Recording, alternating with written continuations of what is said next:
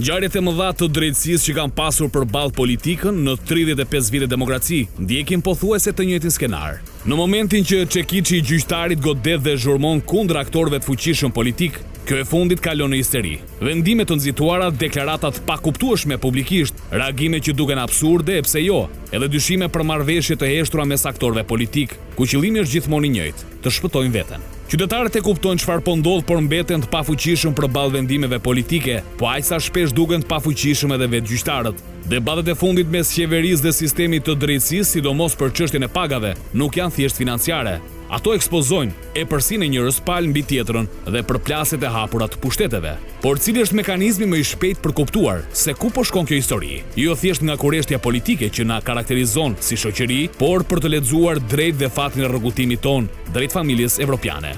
Zgjidhja është e thjeshtë. Shohim çfarë mendojnë ndërkombëtarët, dy miqtan të kahershëm, Bashkimi Evropian dhe Shtetet e Bashkuara të Amerikës. Përvajësia në vendin tonë asaj që ne e quajmë familja jonë ardhshme, reagoi e para pas interesimit të medias, ku u pyet për deklaratat e kryeministrit Edi Rama, i cili u shpreh se kuvendi nuk ka asnjë ngutë për të trajtuar kërkesën për heqjen e imunitetit të deputetes Belinda Balluku, një kërkesë që ndodhet në kuvend prej 16 dhjetorit. Është përgjegjësia e Parlamentit të Shqipërisë që do të trajtojë pavonesë kërkesat për heqjen e imunitetit të anëtarëve të tij. Lufta efektive kundër korrupsionit është një rëndësi thelbësore për përparimin e Shqipërisë drejt anëtarësimit në BE. Gjë që është edhe pritshmëria e qytetarëve të saj. Sinjali i dytë erdhi vetëm një ditë më pas, por këtë herë me një ton më të matur, një reagim që ndryshe nga i Brukselit lë më shumë hapësirë për interpretim politik. Reagoi ambasada e Shteteve të Bashkuara të Amerikës, një aktor që historikisht ka pasur jo vetëm interes, por dhe ndikim të drejt për drejt në reformimin e drejtësisë shqiptare. Ambasada amerikane nuk përmend emra, nuk hyn në detaje dhe nuk merr rol gjykatësi, por mesazhi është i qartë për çdo që ditë lexoj diplomacinë. Pavarësia e institucioneve të drejtësisë nuk është çështje retorike, por kusht bashkëpunimi. Pavarësia e institucioneve të drejtësisë në Shqipëri mbetet thelbësore për bashkëpunimin e vazhdueshëm mes Shteteve të Bashkuara dhe Shqipërisë në luftën kundër krimit ndërkombëtar. Dhe pikërisht këtu mes rreshtave qëndron pyetja që askush nuk e thot hapur. Apo testohet sot jo vetëm drejtësia shqiptare, por dhe vullneti politik për ta lënë ato të veprojë pa ndërhyrje?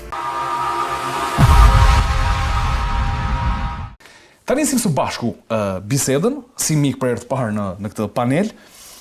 Kjo barazi 4-4. Që live, sa online kemi qenë. Live, online kemi qenë. Është një, le të themi, një vendim juridik, apo maskohet diçka politike pas kësaj? Unë besoj se shkon përtej vendimit juridik, duke marrë në konsiderat të kohën e të zgjatur të vendimarrjes, duke parë trysnit politike, diplomatike, të pandehur grupeve, të çdo gjëje të mundshme që kishte një shtek për të ushtruar akses në këtë vendimarrje. E gjitha kjo ka pasur, le të themi, nëse marrim konsiderat informacionet tona, vendimi 4-4 ka ardhur në momentet e fundit, le të themi në kohë shtesë, një lloj penaltie për të shkuar te ky rezultat, pasi nga 6-2 në 5-3 deri në një raport në favor të kujt? Në favor të qeverisë. Favor të qeverisë. Të kërkuesit, kryeministit, le të themi, dhe pastaj besoj forcat e natyrës kanë shkaktuar një shkarkesë atmosferike që u mbrit te 4-4. Do kishim qenë tek 5-3, se kjo ishte interesi. Kur dëgjoj që thonë intereson të Ramës 4-4, Ramës intereson të 5-6-2, a ka mundësi 8-0 në favor të tij. Nuk e ul pak tensionin publik, për shembull të akuzave që mund t'i bëjnë kryeministit për një kontroll të kushtetueses, nëse do të ishte një vendim 5-3 në favor të tij, ndoshta neutralizon dhe amortizon 4-4. Ka diçka. Un kam gjykata kushtetuese, le të themi, në çdo vend shoh që ai ka e mendimit juridike dhe përvojës e gjyqësor, në gjykatat supreme të vendeve demokratike, janë burra dhe gra që kanë gjurmë në lëmen juridik dhe në karrierën e tyre. Këtu ne kemi 3 gjyqtarë, njëri prej cilëve përbuar me gjatë është 11 vjet, të tjerët janë 4-5, 7 të tjerë s'kan lidhje, dhe nga të gjithë trupa, asnjëri prej tyre nuk është specializuar për drejt kushtetuese.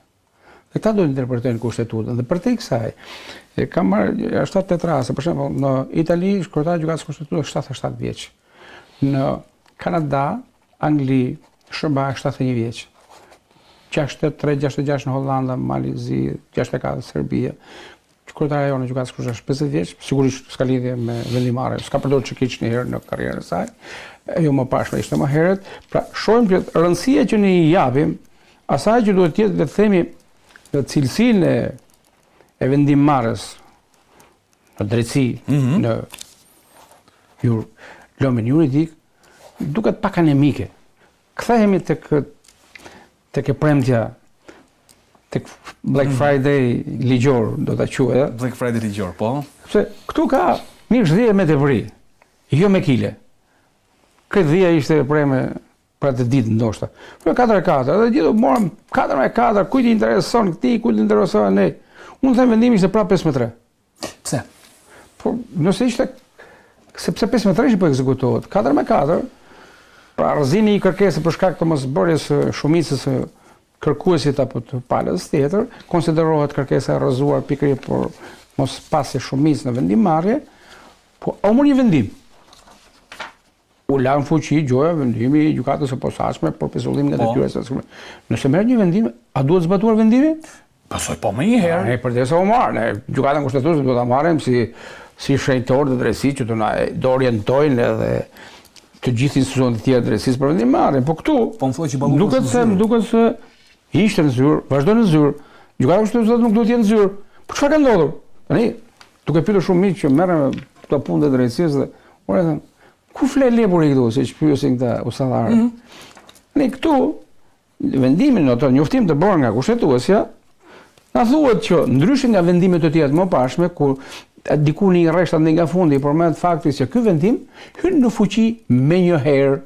Po, një pjesë e mirë vendimeve kështu janë. Shumica vendimeve janë të tilla.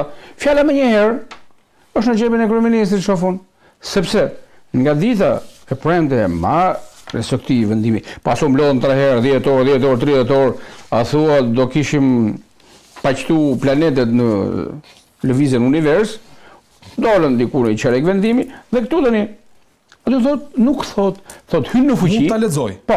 Pikat për sa më lart, gjykata kushtetuese vendosi 1 rrëzimin e kërkesës, 2 heqjen e masës pezullimit dhe 3 ky vendim është përfundimtar dhe hyn në fuqi me botimin e vendimit në fletoren zyrtare. Atëherë, në fletoren zyrtare ka fletoren zyrtare? Ka publikim. Na del përgjigja hiç. S'është pra. Tani çfarë do të thotë? Se ka qenë edhe kryeministri këta fjalët me hiç se përmend edhe sot. Një mendje hiç mendje si thon kinezët, sa ti i fle libri. Da, tu nuk kemi një botim fletoren zyrtar. Vendimi nuk është fuqi. Zoja më shkojnë në zyrë. Nëse do ishte. Është pra akoma ministre. Është zyrë, është ministre. Ajo është ministre, është kryeministre. Nuk është pezulluar Belinda Balluku. Është në zyrë. Se ç'bëjnë këta dietarët e kushtetuesës. Ata kanë, avokati i di shumë më mirë se unë, kanë 30 ditë në dispozicion për të arsyetuar vendimin dhe vendimi i arsyetuar do të shkojë te gjykata kushtetuese. Okej. Pas këtyre 30 ditëve, se fillon nga Ramazani këtyre që kanë, dhe duan edhe 15 ditë ata kanë kohë ta pjekin herë, ta shkruajmë ose ta shkruajmë dhe ta votojmë. Po të mbledhim matematikën, jo si të bashkës, po nga ta matematika moderne, na dalin 45 ditë. Po, 30 dhe 15 ditë botimi. 45. Po 45 ditë ajo ka përcjell zyrë. Këtu dhe. Por çka pas kësaj? Sa kohë ka që nga kërkesa e prokurorisë edhe pezullim e kërkesës për imunitet? Në datë 15 shkurt ka mbështypjen bën 2 muaj, 15 mars bën 3 muaj, që kalon afati 15. Por kjo 45 që e kalon afatin 15. Atëherë, 15 mars. Pra kjo përpjekje është që të shkohet në publikim pasi afati për i kërkesës së strukturës së posaçme ka përfunduar dhe rrëzohet. Atëherë aty duhet edhe një kërkesë tjetër. I ka bërë si taksia të strukturës së posaçme, me gjithë respektin për qëndrueshmërinë e rresencën e tyre, sidomos të vitit fundit, pas ndryshimeve klimatike në Washington, por shoh që këtu ka një dredhi sa juridike, aq politike, që të pandehurit të fitojnë kohë dhe të mbrohen maksimalisht. Edi Rama shkurt, po mbron veten, jo Ballukun. Çollaku, faleminderit për këtë arsyetim. Kjo pjesë ishte shumë interesante. Zhdima tani do më arsyetosh pak, se janë 45 ditë cilat kalojnë dhe afatin e kërkesës së Spakut për arrestimin e Ballukut. Pra i bie që Balluku vazhdon që ndron në detyrë. Unë e shikoj pak ndryshe, nuk e shikoj si parafolës të jem realist, sepse nga aspekti ligjor duhet keni parasysh që vendimari përsa i përket pezullimit të ekzekutimit të vendimit të GKK-s, kur gjykata kushtetuese del në vendim, ajo shprehet gjithmonë që çfuqizohet, pra hiqet masa e pezullimit të aktit. Pra do të thotë që në momentin ku ata kanë dalë dhe kanë bërë dispozitimin publik, do të thotë në atë moment, sipas neni 45.5 të ligjit organik të gjykatës kushtetuese, menjëherë institucionet marrin dieni që është i aplikueshëm vendimi i gjykatës kushtetuese. Zotëri thotë ky vendim është përfundimtar dhe hyn në fuqi me botimin e vendimit në fletoren zyrtare. Këtu marrin dieni ata nëse hyn në fuqi. Marrin dieni pra, ligjërisht. Jo. Është pjesë e vendimit kjo. Dy gjëra. Do të keni parasysh diçka. Gjykata kushtetuese gjykon themelin, pra kërkesën e kryeministrit, dhe paralelisht ke edhe pezullimi që kërkon arsyetim të vendimit të veçantë. Në momentin kur ju e pat që u pezullua akti i GJKK-s nga gjykata kushtetuese, me njëherë me dispozitiv, me njëherë në atë vendim, avokat, në atë vendim ishte shëruar në vendimin e kushtetuesës që ky vendim hyn në fuqi me njëherë. Aty ishte kjo. Ka të detyruar. Këtu pse është me njëherë? E ka të detyruar. Po pse mungon kjo kjo? Edhe këtu e ke që thotë. Jo të vendimi kushtetuesës. Ligjërisht është në rregull. Vendimi i gjykatës kushtetuese në çdo rast jepet i arsyetuar dhe publikohet me njëherë. Po s'është publikuar pra? Jo, themeli, ndërsa eqja e publikojnë që bëza vendim të shkurtuar, po dispozitiv parë. Jo, sepse ka rregulluar vetë rregullorja e gjykatës kushtetuese dhe thotë në çdo moment të njofton ajo palët nëpërmjet faqes zyrtare të internetit dhe përmes fletores zyrtare. Fletores zyrtare s'ka marrë vendim. Ka dy lloj, edhe të mediave kombëtare. Pra përfshi dhe mediat kombëtare. E kemi të arsyetuar, pra do të thotë që ata të cilët e çfuqizuan pezullimin duhet ta dërgojnë menjëherë te GJKK-ja, te SPAK-u, te kryeministria. Pastaj jam dakord me parafolsin për diçka që mund ta interpretoj kryeministri si të dojë, përderisa ka imunitet aktualisht, ndërsa zonja Balluku është e rrezikuar nga imuniteti.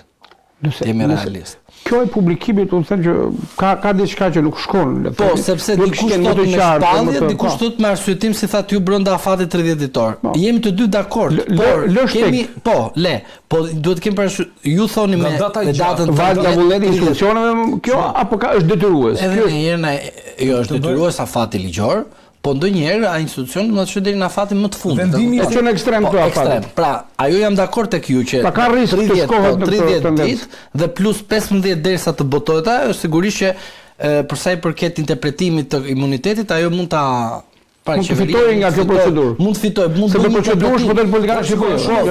Të gjithë. Ishte data 6 shkurt. Po jo, dua të them edhe çka tjetër. 6 shkurt është vendimi. Shkurti është me 28 ditë. Na shkon 8 mars, 30 ditë, po 7 apo 8 mars, për të qenë korrekt. Plus festën e grave i bë dhurat.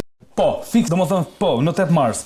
Plus 15 ditë ne shkojmë 23 mars. Afati i kërkesës së SPAK për arrestim në Ballukut mbaron në datën 16 mars. Te kalohet afati me një javë, nëse shkohet në çdo limit, në çdo tendenca kjo është. Po, limit afati. Tendenca është. Prit. Po kush është sekreti? Kush është sekreti? Gjykata kushtetuese kur doli me dispozitiv, do të shikosh diçka. Ka interpretuar imunitetin e zonjës Balluku. Nuk ka interpretuar funksionin e saj. Kompetencat po thuat. As kompetencat. Ka interpretuar kërkesa që nuk kanë bërë? Bravo. Pra do të thotë, unë si kryeministër bëj kërkesa. Unë vendos objektin. Çfuqizimi pjesërisht të vendimit të GJKK-s. Mirë. Po në përmbajtjen e kërkesës, ne nuk e dim çka ka kërkuar. Sepse sekreti është ky. Ti nuk shkon, dëgjoj, prit. Ti nuk shkon për imunitetin e saj në gjykatën kushtetuese. Gjykata kushtetuese të thotë, ti më erdhe për nenin 103 paragrafi 3 mos gaboj dhe nenin 73.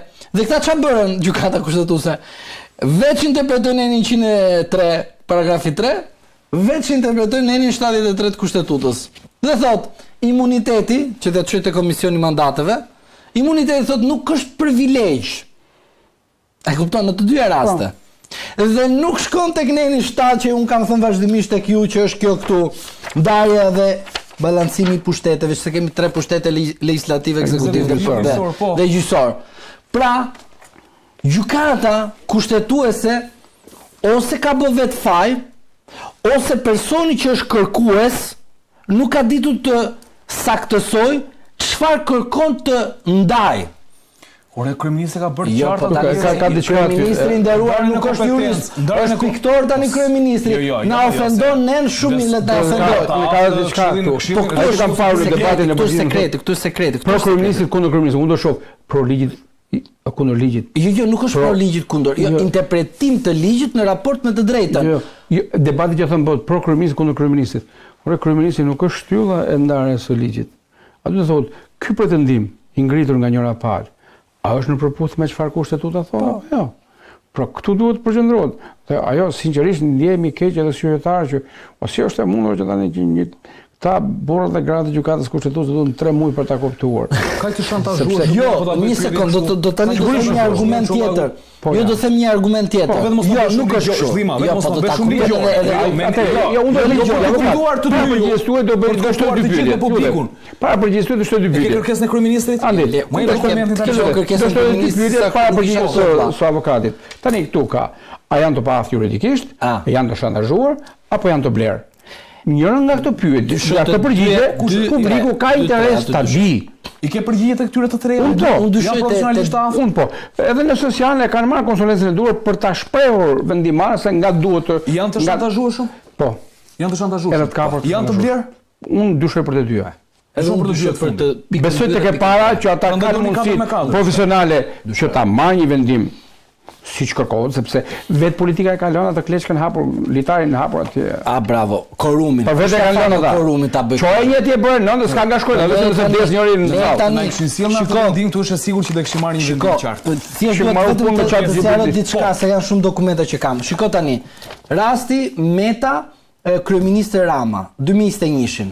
Shiko gjykata kushtetuese. Vetëm i bie shumë pa ligj. Shiko çfarë bën. Pranim pjesërisht kërkesës, pushimin e gjykimit për kërkimin për zgjidhjen e mosmarrveshjes mes kryeministit dhe presidentit. Po. Pra e pushoi këtë, por e analizoi pjesën tjetër. Po. Përse, ha? Pra interpretoi. Ishin 9 atëre? Atëre ishin duket 9. Ishte tek historia. Tani është mosh çiftja tek. Po pra, atëre, po mirë, pra, ata kanë qenë numër tek, kështu që mund të merrni vendim ata, nuk kushtesi nuk mund dilte 4-4. Po çtek tek. Pra është numër tek, Zhlima, i jepni vendim aty. Problemi është pse shkoi 4-4. Tani, po, Zhlima, edhe një tjetër lutem. Zhlima, mos në plepat 1 të gjykatës kushtetuese. Plepat 1 2006, e kupton? Po, gjykata kushtetuese thotë në atë kohë. Jepi. Duhet të interpretojmë në 56 të ligjit dhe thotë ne duhet të deklarojmë kompetencën apo jo. Ne duhet ta deklarojmë dhe nuk duhet ta rrezojmë. Sepse ne kemi për detyrim deklarativ. Pra, ta arsyetonte. Jo, sa arsyetimi është gjë tjetër. Në dispozitiv këtu, të jenë të qartë. Ai të qartë. Pra, kryeministri thotë këtë, gjë kërkohet thotë atë. Unë si gjykatë kushtetuese e ndaj dhe them. E drejta është te. Kë drejta është te? Kush të ta rrezoj sepse kryeministri nuk kërkon që të më çfugizoj vendimin e GKK-s. Pse e bën kështu? Pse e bën kështu? Pra pse nuk e ndau Zhlima? Mos ma shpjegoj më. No, ta tha. Pika 1 2 3. Ma thuaj. Të bler në presion edhe të paf. Okej, u krye. Zhlima, faleminderit Zhlima. Zhlima, faleminderit. Çollaku. Ka pasur 2 reagime. Po. Me kërkesë të medias janë përgjigjur Komisioni Evropian dhe ambasadave Shtetit të Bashkuara të Amerikës. Po nis me Shtetet e Bashkuara të Amerikës. Që thon, pavarësia e drejtësisë është një kusht, domethënë është thelbësor në marrëdhëniet bashkëpunuese midis Shtetit të Bashkuara dhe Shqipërisë në luftën kundër krimit ndërkombëtar. Dhe është tipikisht për çështjen Balluku thonë që nuk trajtojmë çështjet të cilat janë procese të gjoja. Kanë slogan gjithë ambasadat. Si ma lexon këtë? Shumë diplomatike, e ka mesazhin brenda apo është pa mesazh fare? Unë besoj që kjo është një kujtesë në adresë të mazhorancës të kuvendit që kërkesat gjithë Bashkimin Evropian dhe Shtetet e Bashkuara, gjithë fokus, pavarësisht zigzaket dhe mëkatet e strukturës posaçme dhe drejtësisë e kanë investuar aty në këtë mbështetje. Tani ata shkojnë një betejë, një luftë të hapur të mazhorancës, të kryeministrit me SPAK. Kjo është ashiqare. Dhe qëndrimet pra nga kërkesat mediatike më së shumti, qoftë Bashkimi Evropian dhe ambasadës së bashkë, janë përshtasim pavarësinë e gjyqësorit. Nga kush cënohet pavarësia e gjyqësorit? Nga politika? Natyrisht, nga pushteti. Konsiderohet ushtrim i ndikimit të paligjshëm. Presioni. Pra ka kodi një shteg aty për t'i kujtuar burrit apo gruas së pushtetit që përzihet në punët e drejtësisë. Që duke konsumuar elemente veprës penale edhe publikisht. Po thuaj që s'pak në moment mund ta marrë kryeministrin pa ndehur për pengjim të drejtësisë? Duke konsideruar veprimet dhe çështjet, ata mund të kenë të dhëna të tjera, se mund të ketë edhe korrier dhe postia që shkojnë atje në emër të tij, për të quar si rastësisht. Prokurori Qershës Balluku është kalosur, është bërë fakt publik tashpo, me telefonin e një ish ministri ku ka folur kryeministri. Kjo është jo sekret. Çfarë quhet kjo? Kur kryeministri me telefonin një ish ministri dhe deputeti ushton presion mbi prokurorin e kësaj çështje, kjo është edhe kanosur edhe presion edhe ushtrim ndikimi. Dhe për këtë prokurori duhet të kishte regjistruar procedim penal në adresë të kryeministrit.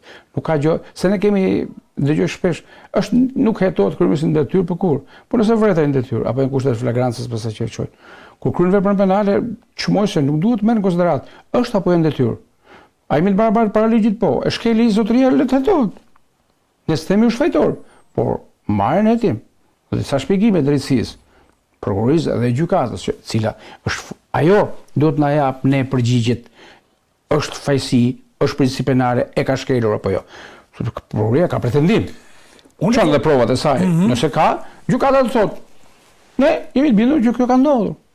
Nga shkelur ligj. Unë e zova diçka te ky reagimi i ambasadës amerikane, domethënë, po ka qenë më gjyqësorit, më ashpër, më qartë. Do ta trajtojmë tek çështja e dytë aty, sepse kemi mundësi që na lidhet mirë me çështjen e dytë me reagimet e Ramës mbas këtij vendimi tek ambasadë. Dhe ka diçka. Më fal Andi. Për te këtij deklarimi, ngaherë ne lexojmë edhe veprimet. Për shembull, ndihmës sekretari i shtetit Mark Fleming ka ardhur këtu dhe ka shkuar, ka qenë 17 nëntor. Data e vajtjes tij në SPAK. Me 10 dhjetor ka ardhur drejtori për Europën qendrore dhe lindore. Ka shkuar vetëm në strukturën e posaçme 10 dhjetor. Unë po të mbledh datat. Me 28 gusht e ngarkuar me punë. Nancy Van Horn ka shkuar në kryeministri 20 minuta. Narkoterrorizmi, njëron tjetër kalon ato hesapet e dosë saj kjo. Me 2 dhe 3 shtatorë tim do marrin në SBA pikërisht për narkoterrorizëm. Me 7 dhe 14 shtatorë takimi që do marrin me prokurorët e Malit Zid dhe të Serbisë. Pra narkoterrorizëm. Sepse krimi këtu është rajonar dhe porosit janë të tilla. Kjo ka qenë, themi, bombardimi i partnerëve në mbështetje të strukturës, por edhe në kujtesë, siç është refreni i ambasadës amerikane, këtë luftë do ta bëjmë bashkë. Nuk na lënë dot vetëm për 2 arsye, se bëjmë dot dhe po kundër narkotrafikut të Çollaku dhe atyre që janë të lidhur me to. Kujtojmë lidhjen me to, luftar hyrëse, familje e sankcionuar nga Shteti i Bashkuar të Amerikës. Pra, kreu i kësaj familje, që i lidhur me Sinaloa sipas akuzës zyrtare tashmë edhe Departamenti i Shtetit, ka shkuar në zyrën e kryeministit. Dhe nuk cili version është? Ky që tha kryeministi pyetur për kazino, apo që tha luftari ishte do të bënte libër një fotograf nga Londra, më duket. Ja, që tha, këtë tha Rama, atë tha luftari. Rama tha për kazinon, luftari tha për librin. Luftari kishte një mik fotograf britanik. Pa ishte më i sinqert Rama. Okej, vetëm se prandaj s'më bëri. Ishte më i sinqert Rama por kazino. Akuza që vjen nga Meksika është për kish pasnjë para në kazino. Po mirë, po këtu rasti, domethënë ambasada u pyet për çështjen Balluku, orientimin e kishte. Duket sikur bëni ç'të doni me çështjen Balluku, sepse jo, nuk është ashtu. Domethënë, a mund ta lexojmë kështu është pyetja? Apo nuk e lexojmë dot kështu? Për sa kohë ata mbështesin drejtsinë dhe thonë që është e pavarur, janë duke i dhënë besim asaj në kërkesat e tyre. Okej. Unë lexoj në këtë kontekst më fjalë që drejtësia ka bërë çka, lejojeni sepse me lejimin e heqjes imunitetit dhe arrestit, unë jam i bindur që do shkojmë drejt këtij veprimi, atë duhet gjykata që do ta vlerësojë, nëse provat e prokurorisë janë bindse për të marrë këtë mas ndaj individit Balluku. Okej, faleminderit Çollaku. Pyetja e fundit për të mbyllur këtë çështje për të kaluar tek tjetra, si e lexoni interpretimin e ambasadës amerikane lidhur me këtë çështje? Ambasada amerikane për mendimin tim veprimet i bën të kandalta, por në fund fare duhet të mbizotrojë interesi i saj për Ballkanin Perëndimor, sepse Ballkani Perëndimor është rrugë dalja dhe rrugë hyrja për interesat e Shtetit Bashkuar të Amerikës.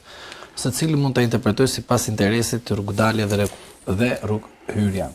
Por ajo që unë dua të them është që nuk nevojitet vetëm interpretimi nga ambasada amerikane, po nevojitet për mendimin tim edhe interpretimi të 2 ambasadave serioze të cilat kanë pothuajse drejtimin e Bashkimit Evropian. Është ambasada gjermane dhe ambasada franceze. Në rast se ne nuk shikojmë edhe nuk skanojmë edhe ambasadën gjermane, edhe ambasadën franceze, nuk shikojmë edhe Amerikën. Sepse këto në BE mjafton një vend vendos veton, dhe gjëra nuk ndodhin. Nuk ndodh. Dhe ultimatumi i ardhur në Tiranë, pavarësisht ngërçit të komunikimit, është që nëse kjo çështje nuk shkon sipas parimeve së drejtës edhe në Shqipëri, atëherë Shqipërisë i sanksionohen gjërat dhe shkon në vitin 96. Dhe këtu 4 vende të cilët kanë qenë këmbgulës është Gjermania, Austria, Holanda dhe Belgjika. Kujtojmë të ishin 2 ministra këtu për dosjet, super dosjet që janë në Belgjik. Atje besoj përshkruar më shumë dosje shqiptarësh Belgjik se sa në SPAK. Po. Kjo është një alarm evropian që është eksportuar nga ne. Ndaj them që ata janë të shqetësuar sepse krimi shqiptar ka shkuar tek ata. Se në sallatos ne Edi Rama me qeverinë nuk kanë kohë të merren. Nga e qartë. Faleminderit Çollaku. Bashkëveprim. Amerika dhe këto 2 ambasadat kryesore që përfaqëson interesat e Bashkimit Evropian. Po këtu kemi ambasadë tipike të Bashkimit Evropian. Kështu që jo, nuk thash ambasadë Bashkimit Evropian. Ai është përfaqësuesi i delegacionit të Bashkimit Evropian. Delegacionit, një sekond. Është drejtuesi i delegacionit të Bashkimit Evropian. Nuk është normalisht ambasador, ne i themi ambasador. Ne i themi ambasador. Ai është drejtuesi i delegacionit. Ai është një punonjës. Drejtuesi i delegacionit. Tani duhet kemi parasysh diçka. Un flas për ambasadat që marrin porositë nga qeveritë e tyre respektive. Që kanë lidhje për drejt me qeveritë. Atë, jo ky që bën show diskriminuese apo jo diskriminuese. Në Gjerman ardha Chris Baun, ardha e ministrit të punëve për Evropën Gjerman, Chris Baun në Tiranë, takimin e tij me kryeministrin e vendit, porosia ka qenë e drejtë për drejtë dhe e qartë. Dorëzoi imunitetin e Ballukut dhe mos ushtroi presion ndaj SPAK-ut. Okej, mirë. Kjo çështje që trajtojmë në pjesën e dytë, të lutem. Ky është ai profesori i qeverisë që me drejtë të avokati për ambasadorin. Atëherë, them lajmin e fundit e tha. Gjërat bëhen më interesante në këtë pjesë ku ne ndjekim insertin se cili ishte reagimi i kryeministit Rama për vendimin e kushtetueses 4-4 për Ballukun. Sepse gjykata kushtetuese u mbyt në lugën e ujit të turbullt të atyre që Cervantesi në librin e tij të famshëm Don Quixote i Manchës i quan arsyet e mosarsyes. Por fakti është se mos vendimarrja e gjykatës kushtetuese e kthen në fuqi pezullimin e ministres, e cila, që të jemi shumë të qartë, pavarësisht se qartësia është një luks dhe një luks i rrallë që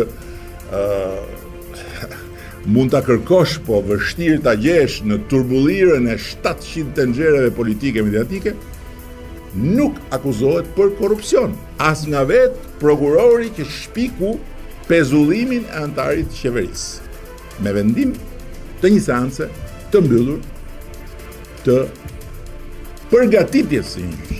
Sidoqoftë, zhbërja kësaj shpikeje 100% made in Albania e drejtësisë re dhe e drejtësisë ende të papjekur shqiptare, e cila nuk ka lidhje me rastin e çështjen konkrete, por me një parim të panegociueshëm të demokracisë, mbetet një domosdoshmëri për të rigarantuar pavarësinë e ekzekutivit dhe parlamentit nga pushteti. Kjo do të ishte deklarata e kryeministrit Edi Rama pas seancës së gjykatës kushtetuese, ku gjyqtarët u ndanë në dysh 4-4, duke mos pasur vendimarrje, e pikërisht kjo ndarje 4-4 do të prodhonte vendimin automatik për rrëzimin e kërkesës së shefit të ekzekutivit për mos pezullimin e zëvendës kryeministres dhe ministres Belinda Balluku. Ajo u pezullua, por një tjetër reagim i kryeministrit në rrjetin social X ishte më i ashpër, ku duket se tashmë do të ketë ndryshime ligjore që do të pengojnë drejtësinë të pezullojë disa kategori. Ja çfarë thot kryeministri? 3 konkluzione nga mbledhja e grupit parlamentar pas mosvendimit të gjykatës kushtetuese dhe rivendosjes së pezullimit të ministres nga 1. Funksionet e padelegueshme kushtetuese nga ai antari të qeverisë tek ai presidenti i Republikës dhe jo vetëm, nuk mund të pezullohen kurrësi nga askush, duke u nisur nga një emër i përveçëm, sepse pezullimi paralizon funksionin pra institucionin që ai ajo drejton.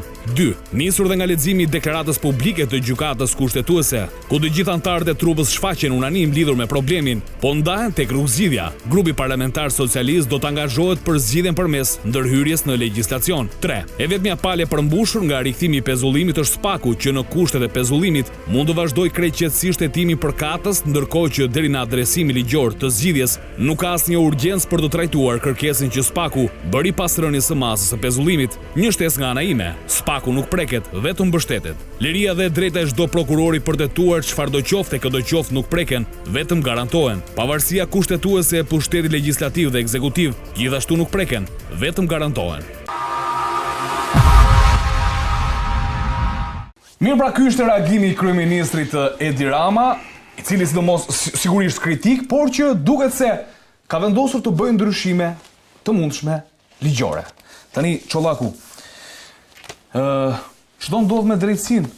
Janë të mundshme këto ndryshimet ligjore, domethënë Duke nisur që nga presidenti i Republikës, kryeministri, antarët e Këshillit të Ministrave, guvernatori, prokurori i përgjithshëm, këta nuk mund të pezullohen. Ky do të jetë ligj i ri, thot kryeministri. Mirë, nëse gjithë ata që kanë mundësi dhe fuqi potenciale për ta anashkaluar ligjet e për korrupsion, këta nuk do të ndiqen për korrupsion. Kur do ndiqet? Ky që shkel vizat e bardha të qarkullimit? A kjo është një telash i madh. Ne jemi në situatën kur thomi, vdiq mbreti rrof mbreti. Vdiq drejtësia rrof drejtësia. Reforma drejtësie, unë kam qenë skeptik nga mënyra se si është strukturuar, nga patakçillëku i vettingut me qoka 500.000 euro në shkallë të parë, 1 milion euro në shkallë të dytë për të kaluar nga një kompani, Andi. Dhe e kam thënë shpesh, kam nxjerrë dokumentin përkatës për këtë.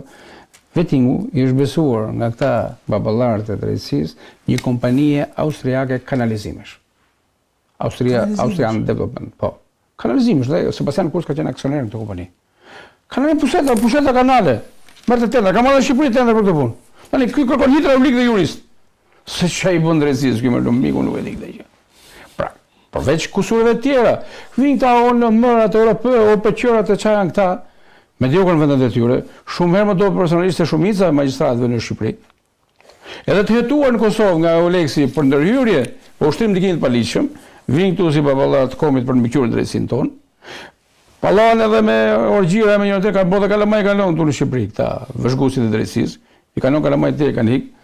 Pra, këta me moral zero, me profesionalisht kufrat Qameti dhe me një përdorje fyese, se s'mund të është tani hidrauliku drejtësinë, ama ka të drejtë Rama kur kërkon të bëjë ndryshime të ligjit. Rama i pranoi këta, i pres ka drejtë. Sepse mbaj bazë kësaj që thotë Çolla. Pa je tha që e votova reformën. Ai e bën reformën. Unë vajo në strogu. Po ka bërë gabim atë. Po gabimi, ç'a thua ti? Sepse kjo tani është rënë drejtësisë. Dhe ka ca garanta dje që nuk janë. Mbaj pauzë regjia please tuta. Atë gjatë tema, atë tjetër.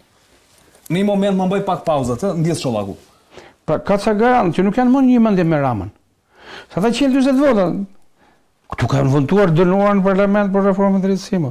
Thjesht se trokista ambasada amerikane. Nga Afrika kanë votuar. Se ka lexuar 80% tyre, s'ka lexuar s'di gjë që ka brenda reformën. Sigurisht, dhe përdorja e efektit social. Që kanë ngritur kartonat. Faleminderit. Tani atëre nisur dhe nga leximi i deklaratës publike të gjykatës kushtetuese, ku të gjithë anëtarët e trupës shfaqen unanim lidhur me problemin, por ndahen tek rrugëzgjidhja, grupi parlamentar socialist do të angazhohet për zgjidhjen përmes ndërhyrjes në legjislacion. E vetmja palë e përmbushur thot për rikthimin e pezullimit është spaku. E vetmja palë e përmbushur nga rikthimi i pezullimit, pra nga pezullimi i Ballukut, këtu është i përmbushur vetëm spaku, kërkesa e spakut. Me që unë nuk shoh. Po vendosen limite këtu. Dgjoj, ka një Rama në propagandë është në avantazh në raport me realitetin. Me gjithë aktorët politikë. Me përdorjen dhe median e përdorin 90% se. Dgjoj. Pse ka kaq dashuri ndaj spakut këtu dhe nuk e dorëzon zëvendësin e tij? Pikërisht ty të kënaqurve nga vendimi? Me që Rama është një mbështetës i madh, duke ndalon kurrë spakun tha. Të hetoj qetë, si të qetë. Pse hetoj trezor? Spaku preket vetëm mbështetet. Pra le të vazhdojnë. Si po mbështet? Kërkesën. Spaku, kemi të gjitha ato raste të vendimmarrjes së kërkesave të strukturës posaçeve tani edhe të krimeve të rënda më herët, që asnjëra prej tyre nuk ka pasur këtë trajektore të vendimmarrjes. Edhe Arben Ahmeti, edhe Ilir Beqe, edhe Ren Veliaj, edhe Semir Tahiri kanë pasur një marrëdhënie shumë herë më të afërt me Dirama se Blinda Balluku. Në raport qoftë profesional dhe miqësor. Çfarë diferencë Balluku? Çfarë diferencë? Balluku është, le të themi, pengmarrësia e Tiranës. Pengmarrësia e Tiranës? Materiale shtrënguese që ka Balluku detyron Raman në këtë sjellje. Dhe Rama nëpërmjet kësaj zëritje. Shtrënguese i ka spaku apo ka Balluku vet? Edhe Balluku dhe spaku. Spaku do i ekzekutojë, por Balluku ndoshta i ekzekuton në marrëdhënie private. Tani kjo zëritje shkon për këtë arsye sepse Balluku është paradhoma hetimore e Tiranës. Ato vendime, edhe në përgjimet e ndala, thotë këtë e do Rama, këtë më tha Rama, këtë më tha Rama. Dhe unë këtu nuk e shoh edhe me vend vonesën e strukturës posaçme. Po mirë, kur ajo të ka thonë në disa raste që janë publikisht, ka shumë të tjera që janë në përgjimet, ato 16 faqet apo 60.000 që mund të kenë ato. Këtë e do Rama, këtë tha Rama, këtë tha Rama. Po këtë Ramën e gjeni, do të ku është ky që ta thrisit ta pyesim. Pyetni edhe këtë se mos dinë gjë ky. Sa tu ka thënë më tha Rama, më tha Rama, më tha Rama. Se mund të thotë po ose jo. Pra, për rrethana në dieni të çështjes çdo individ tjetër i përmendur duhet ishte thirrur shumë herë më shpejt. Pavarësisht statusit të kryeministrit, të shkojë aty zotëri që ta sqarojë te publiku, ky zotëri ka thonë kësaj apo flet në hava kjo sojnikja këtu ke dosjet. Nga i qartë. Çollaku faleminderit, do rikthehem sërish. Zhllima, ndryshime në legjislacionin shqiptar. Neni 222 kërkon të ndryshohet. Regjia, do ta kemi neni 242? Çfarë është ajo se shumë të vogla? Lista e atyre që votuan në 2016 reformën në drejtësi, që ishte në të vërtetë reforma e padrejtësisë. 140 emra. Dhe keni 140 emra ku zoti Rama radhitet këtu dhe ka votuar pro deputet i Partisë Socialiste. Po. Pra, duhet kemi parasysh që pas 10 vitesh pothuajse, zoti Rama del në kundërshtim me veten e tij. Pse del? Sepse pikrisht ka qenë ai i cili ka thënë që unë nuk bëhem avokati i asnjërit nga Partinë Socialiste, përfshi Sajmir Tahirin, Erion Veliajn, Arben Ahmetajn, edhe shumë të tjerë të cilët shkuan në drejtsinë e tij, sepse duhet jemi realist. Zoti Rama ka thënë që unë e bëra drejtsinë. Pra, derisa unë e bëra drejtsinë, do të thotë që personat të cilët zoti Rama nuk dilte për avokat, do të thotë që janë futur për shkak të zotit Rama në burg. Dhe tani për shkak se zoti Rama kuptoi që drejtsinë që bëri ishte drejtësia pikrisht e kësaj kushtetute këtu, që vjen si manual i kushtetutës ose manualit më mirë të 1944, kemi rastin konkret të kushtetutës së 1976. Neni 104 thoshte prokuroria është mbi palët. Po. Dhe zoti Rama u gëzua nga viti 2022 deri në 2025 kur spatën ja dha Altin Dumanit dhe në fund fare zoti Dumani bëri atë që donte zoti Rama. Çfarë? Arrestoi të gjithë njerëzit të cilët arrestoi të gjithë njerëzit të cilët ishin të opozitës për të bindur qytetarë që Dumani nuk është kundër opozitës, arrestoi edhe njerëz që ishin rreth oborrit të zotit Rama. Po kurse si nuk ka pyetur zotin Rama për asnjë nga personat që janë brenda në burg sot që kanë bashkëpunuar me zotin Rama. Pasikës Dumani ndryshoi diçka? Unë po flas tani për neni 242, nuk më intereson pasikës Dumani, sepse mentaliteti për mua te spaku është i njëjtë. Thjesht tani ky i riu ka një problem. Është në një manastir, është kombëtar dhe ndërkombëtar dhe është duke rrëfy. Tani nuk e di. Kur të dalin nga konkluzioni i manastirit, atëherë do të flas dhe do të them. Momentalisht nuk futem. Pezullimi i ushtrimit hajde futen te publik. E falenderojmë zotin Premçin sepse bëri gjën më të bukur. Prokurori. Pse çfarë sepse luajti politik. Pra, mori zonjën Balluku në tetor edhe vendosi të pandehur. Po. Me një akuzë që dënohet në maksimumin 5 vite. Po.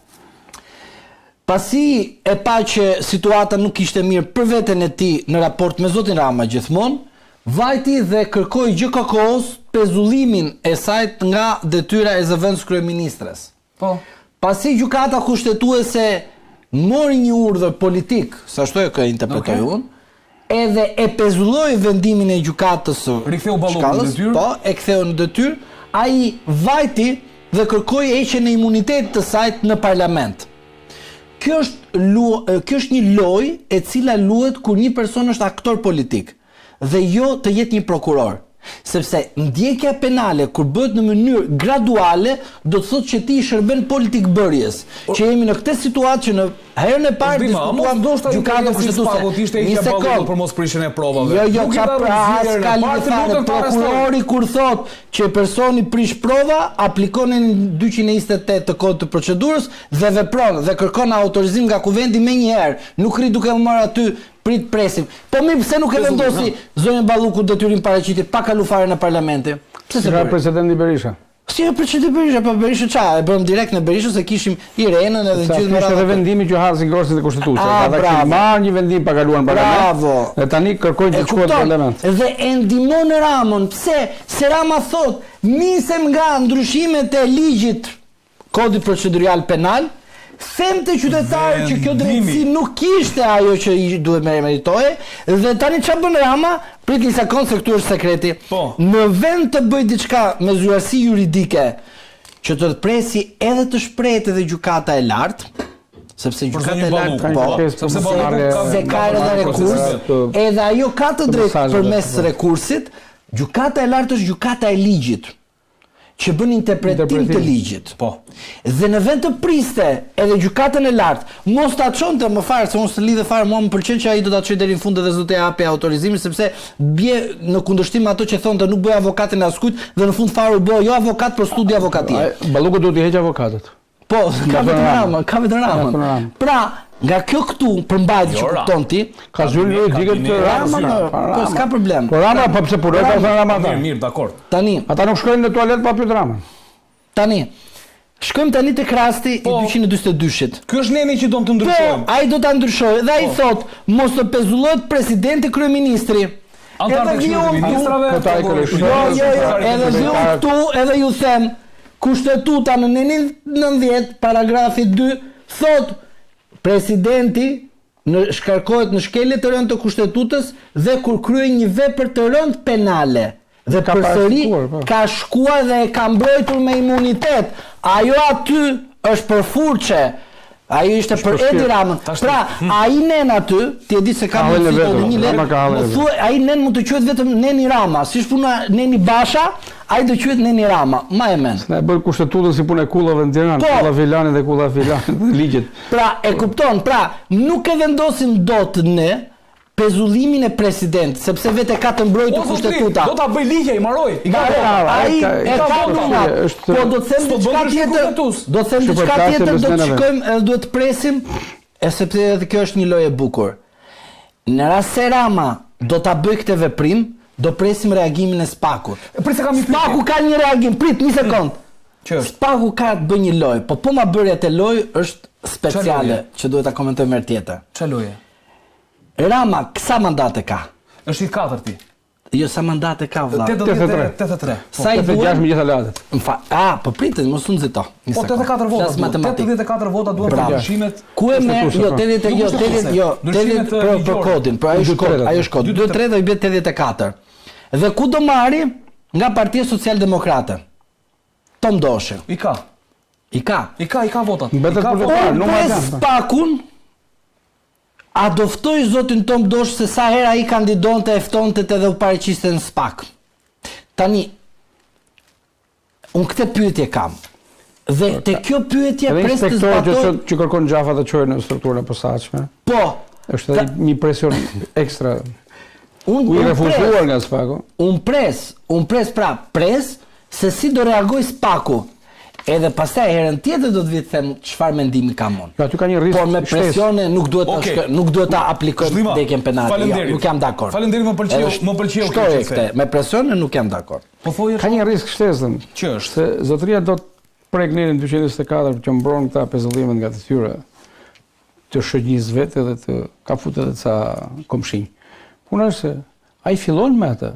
Pa e ka hallin, unë besoj që e ka të shpërdorimit e tyres, që një numër i konsiderueshëm akuzave për ministrat e tij, edhe të shkelja barazisë në tendreve. Gjështë që ametin atë, tha Dumani. Tu ka e gjotë të çuditshme. Ta thonë që pezullimi nga detyra i zëvendës kryeministës. Ne nuk po flasim për zëvendës kryeministës, po flasim për një hajdut e mundhi. Po flasim për një individ i akuzuar për vjedhje. Vjedhjes në fjalë popullore është hajdut. Jo, po e ka shkeljet barazisë të tendreve, çulla. Akuza. Shkelje barazisë në tendreve, po flasim se çfarë ka sjell pasojë kjo shkelje barazisë. Po këtë përcaktojmë dot ne. E ka thënë prokuroria vetëm. Na mungon ja 50 milionë euro vetëm llogarar këtu, se shkoi në Stamboll dhe Dorovitin ndasëm te shoqënia detyrimisht i atribuohet që këto mund të ketë marrë kolegëve. Jo detyrimisht. E gjithë procedura, jo, nuk është logjik. E gjithë procedura e mëparshme e fitimit të këtij tendri nga subjekti Gjoka ishte 140 sa ishte. 140 milionë euro po themi, po. Kishin rënë dakord edhe ustallarët, edhe komisioni procedure të vlerësimit të oferta, edhe fizibilitetit, i gjithë struktura e vlerësimit të investimit ishte dakorduar që këto para mjaftojnë për ta bërë këtë punë. Çfarë bëri vaki që kërcymi 190? Dhe punë e bëri pikërisht kërkuesi për 140. Ku shkuan këta? Dhe ky është pretendimi fillestar. Pra akuzat e para të strukturës posaçme janë për 2 procedura për Ballukun dhe kur kanë mbritur kërkesa në parlament kanë qenë për 11 procedura prokurimes. Pra u shtuan edhe 9 gjatë rrugës. Duhen shtuar edhe një 10 që ne flasim tani për kërkesat, e? Pra kemi nga 211 dhe nga 190 milionë euro që u diskutua fillimisht, sot janë 1.2 miliard euro në pretendimet e prokurisë që po diskutohen. Okej, pyetja. Komisioni Evropian ju përgjigj medias duke thënë duhet që parlamenti menjëherë të marrë në trajtim, ta adresoj. Po thon ta adresoj çuaj në adresë të kërkuesit. Pra, ta adresoj dhe domethënë të merret me çështjen e imunitetit të adresimi në siç e kam lexuar në qendrimin e Komisionit Evropian, pra në 13 vjet është hera e parë që ata i kthehen një qendrimi akull le të themi, gjakftot për ata, gjak nxehtë për pritësit, kur ata thonë duhet të adresosh kërkesën e strukturës posaçe. Zotëri, duhet të përgjigjesh pozitivisht kërkesës së drejtësisë. Atëherë thotë është përgjegjësia e Parlamentit shqiptar që të trajtojë pavonesë kërkesat për heqje imunitetit të anëtarëve të tij. Lufta efektive kundër korrupsionit është një rëndësie thelbësore për përparimin e Shqipërisë drejt anëtarësimit në BE, gjë që është edhe pritshmëria e qytetarëve të saj. Shqipëria është në një fazë kritike. Dje. Rama kur kishte shkuar? Shkoj më mbrapa, shkoj 2 para. Shkoj më mbrapa. Nuk ishte bërë deklarata para. Nuk ishte ulur për darkë akoma. Po çosh fotografinë e darkës duket si vaki. Pra nuk ishte shkuar. Para ishte. A di çfarë do të thotë? Rama shkoi para kësaj deklarate. Edhe pastaj ata dalën. Kanë pasur darkë privat. Është detyrim. Me Antonio Kostën. Dhe përveç kësaj, presidenti i Këshillit Evropës. 5 ambasadorë të Bashkimit Evropian. Partia Socialiste Evropiane. 5 vendet të them më vendimarrësa më të fortë. Ja kanë bërë qartë Ramës që jo vetëm imuniteti i Ballukut, por ka mbaruar dhe imuniteti yt. Kanë bërë qartë? Ja kanë bërë qartë shqeto, live. Nuk e kanë sekret më ato këtë gjë. Dhe ky deklarim, ku ata i thonë çojë zotëria atje ku ta kanë kruar ata se nuk e ngashon. Se mund të përballet Rama me këto zgjedhje të reja dhe me këtë klimë re të sigurisë posaçe, me guximin amerikan që ata po konsumojnë detyrën e tyre, duhet ta kishin shqiptar faktikisht, sepse taksa shqiptarë qytetarët e duan për të besuar rezultatin, por them që si tha Peleshi ti, më tha Taulanti tha, ç'është kjo më, nuk është kalçeto kjo më. Ta gjujnë penalltinë ata gjushti. Ta zotëri duhet të jenë atje, çfarë kërkon ligji, çfarë kërkon Taulanti të bësh mbledhje. Dhe ajo çfarë kërkojnë Komisioni Evropian, por edhe gjithatë është që Këshilli i Rregullues dhe Mandateve të mblidhet, të votojë Parlamenti dhe prokuroria të marrë masat e kërkuara se çfarë është duke bërë. Ai ka thënë, "Kemi ngut për sa kryeministri." Jo, nuk s'kan ngut, se ngut për firmosën 100 milionë euro tendra pas vendimit të gjykatës. Kishte? Paktën 100 milionë e firmosur deri tani. Janë edhe një 6-700 rrugës që deri kur bën të procedurat e hallakatura mund të përfundojnë. Pra, ndërkohë që ky pandeu kërkohet nga drejtësia për të përballur me atë, kërcasën 1 miliard euro të tjerë firmosur. Por kjo është kanibalizëm. Edhe ne themi kjo vëna mbroka drejtësinë pas ka marrë drejtësisë. Ai ka hallën se bëhet i pandehur personalisht. Okej, faleminderit Çollaku. Sa i aplikueshëm është le të themi ky deklarim i Komisionit Evropian për realitetin shqiptar, për qeverinë shqiptare, për kuvendin e Shqipërisë. Kërkesa të trajtojë komunitetin. Po, është një opinion, është një rekomandim. I kanë sjell fugon te kryeministria duke marrë dokumenta. Duke sot? Po më shkruan një mik tani. Ka i fugon që kërkojnë dokumente. Kush i transporton? Balluku që është në zyrë, sapo e përmendëm? Po mos ndoshta është procedurë arkivash. Atëherë, pse dalin tani arkivat? Ata tregojnë fondos është interesante. Furgoni. Po nëse furgoni i bardhë, marrin dokumenta. Po, marrin dokumenta, ka dhe i pjesë vite të shoh. Po nuk e dim. Duhet të presim për ta verifikuar deri në fund se nuk e dim. Po thoje është dima? Po është një deklarat që kjo deklarat nëse mund të ma dërgosh. Kjo deklarat kuptohet që patjetër duhet të zgjidhet edhe imuniteti i saj, por shikoni se si e shikoj unë. Nga njëra anë vendosim Bashkimin Evropian në lojë, nga ana tjetër vendosim Kuvendin e Shqipërisë, nga një anë tjetër vendosim Gjykatën Kushtetuese dhe ai i cili do të jetë viktime e kësaj ngjarje të imunitetit është zoti Rama, sepse mundet i kontrollojë gjithçka, pra të kontrollojë të gjitha, po në fund fare ai do të bëjë dhe një lojë të bukur. Dhe kush është loja e tij e bukur? Të aplikojë nenin 288 dhe 289 të Kodit të Procedurës Penale. Çfarë do të thotë kushtet e procedimit për deputetin, pra po imunitetin. Tek paragrafi 3 kemi kushtet e flagrancës. Pra, tani zoti Rama është në një luftë tjetër, që të ndihmojë zonjën Balluku akoma dhe më shumë. Si do ta ndihmojë? Në rast se prokuroria thotë, unë nuk do ta arrestoj për këtë dosje, po unë do shpik si prokurori një dosje tjetër në kushtet e flagrancës. Edhe në ato kushte. Në momentin e intimitimit të dëshmitarëve, përbën flagrancë? Po, përbën. Por kemi një sekret tek neni 88 dhe 289 që e dua shumë të them vërtetën, edhe thotë sekretet apo nenin? Nenet. Çdo arrestim në flagrancë ku vendi mund të argëzoj. Edhe sekretet e nenet. Eksakt. E kupton? Mos të më duhet mos. Ti thoi kështu siç nuk ishte tendencioze avokat. Atëre thotë, kur jemi në kushtet e flagrancës, deputeti arrestohet. Pra, më fal, ndalohet. Arrestohet. Jo ndalohet. Verifikohet ligjshmëria këtë. Ndalohet. Por ç'a ndodh? Kryetari i SPAK-ut merr më njëherë kryetarin e kuvendit dhe kryetari i kuvendit mbledh më njëherë këshillin e mandateve dhe vendos. Por, po ta lexosh aty thotë, kur kuvendi vendos heqjen e masës arrest në flagrancë, deputeti lirohet më njëherë. Çfarë do të thotë? Vetë ligjvëndësi ka dhënë atribute gjyqësore. Si gjykat. Pra, aty thotë vendos heqjen e masës. Pra, e shikoni çfarë jetë tjetër juridike do jetojmë në 2026-s. Pra, e kuptoni në cilën situatë jemi. Pra, nga shtatori e deri tani është e tmeshme, gjykat kushtetuese, gjykat posaçme, prokurori. Po pranon dot. Jo, se pikrisht zoti Rama ka lindur gjithë këtë situatë juridike që në fund fare të bëhet mbreti si vetë Rexhepi i Turqisë që kishte shok dikur apo nuk e di e ka prish pazar. Tashmë po shohim mediatorë. Por duke kopjuar manualin e atit të Turqisë, ne vim në një fakt tjetër që shumë i rëndë.